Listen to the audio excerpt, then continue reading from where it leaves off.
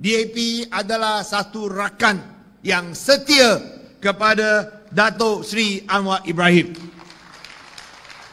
yang telah pun dibuktikan sejak Lauta Tan Sri Datuk Seri Utama Lim Kit Siang menjadi Setiausaha Agung, hingga sekarang Saudara Anthony Loke jadi Setiausaha Agung. Kita tidak berbelah bagi menyokong sama Datuk Seri Anwar Ibrahim.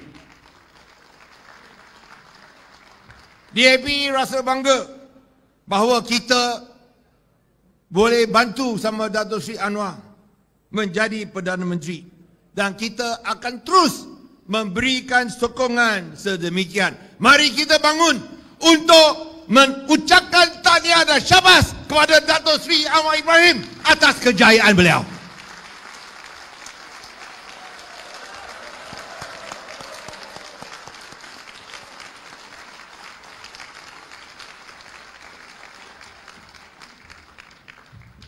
However, let me stress this. DAP is not a yes-man party.